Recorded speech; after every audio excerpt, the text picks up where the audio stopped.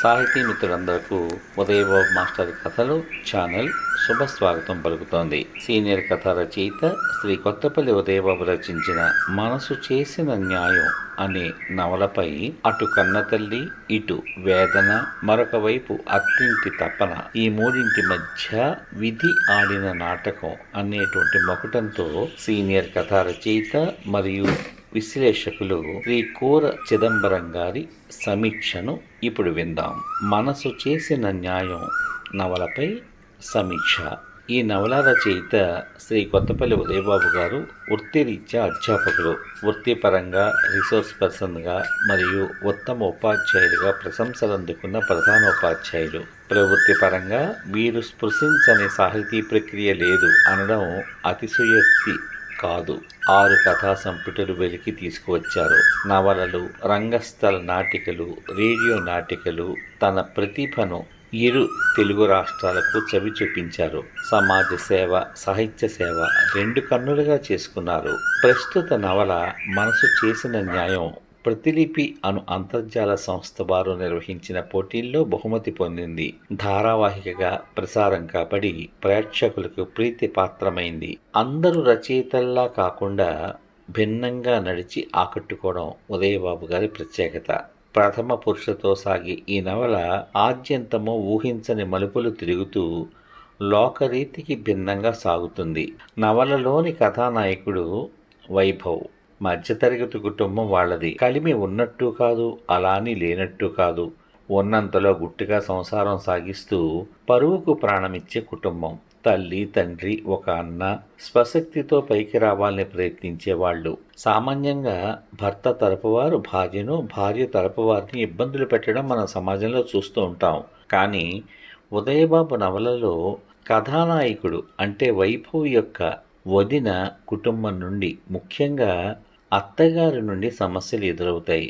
కరుకుగా చదువుతుంటేనే కంపరం కలిగించే ప్రవర్తనతో వైభవ్ కుటుంబాన్ని వేధిస్తూ ఉంటుంది ఆవిడ. వదిన విజయలక్ష్మి పాత్రను ఉదయబాబు చిత్రించిన తీరు అత్యద్భుతం. ఎక్కువగా మాట్లాడదు.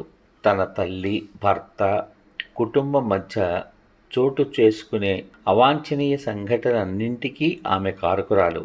అయినా ఆమె ఏ పక్షం వహిస్తుందో తెలియదు.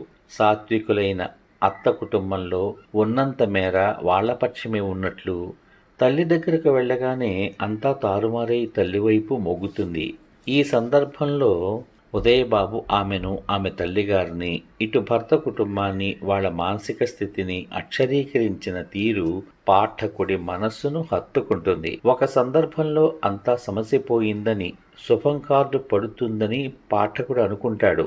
అంతలోనే ఘర్షణ మొదలై వైభవ్ ఇంటిల్లిపాది టెన్షన్లో పడుతూ పాఠకుడిలో కూడా అలజడి రేపి ముందు ముందు ఏమవుతుంది అన్న టెన్షన్ను కలిగిస్తారు రచయిత.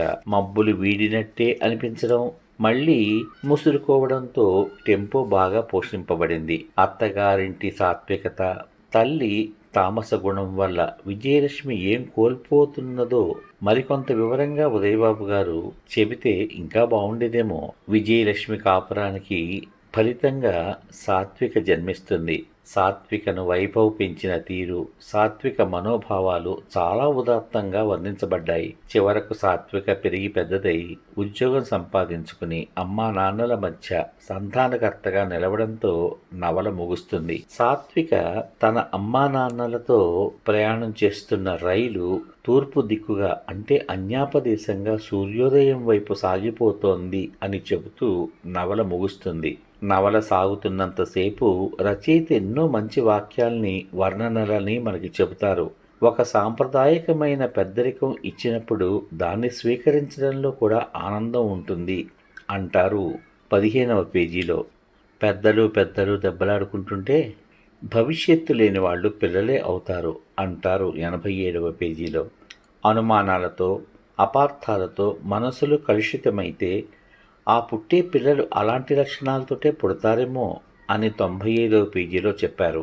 ఈ సందర్భంలో ప్రహ్లాదుని కడుపుతున్న లీలావతికి నారదుడు చెప్పే విష్ణు కథల ప్రభావం ప్రహ్లాదుడిపై పడిన సందర్భం గుర్తుకు వస్తుంది మనకు. నిజమైన రక్త సంబంధపు స్పర్శ ఒక దేహం నుండి మరొక దేహానికి ప్రవేశించి ఒకరి పట్ల ప్రేమ మరొకరిలోకి లీనమవ్వడం అన్న వాక్యాన్ని 100వ పేజీలో చెప్పారు.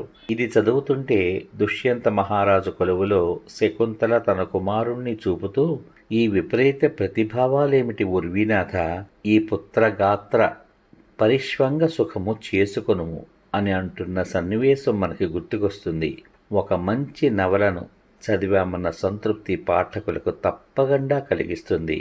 ఈ సందర్భంగా రచయితకు ప్రత్యేక అభినందనలు అంటూ సీనియర్ కథా రచయిత, ప్రముఖ విశ్లేషకులు శ్రీ కూర చిదంబరం గారు సీనియర్ కథా రచయిత కొత్తపల్లి ఉదయబాబు రచించిన మనసు చేసిన న్యాయం నవలపై చక్కని సమీక్షని అందించారు.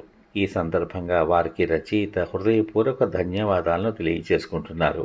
ఈ నవలని 20 భాగాలుగా వీడియోలుగా రూపొందించి అన్నింటినీ ఒకే లింకులో ఉదయబాబు మాస్టారి కథలు ఛానల్లో అందించడం జరిగింది.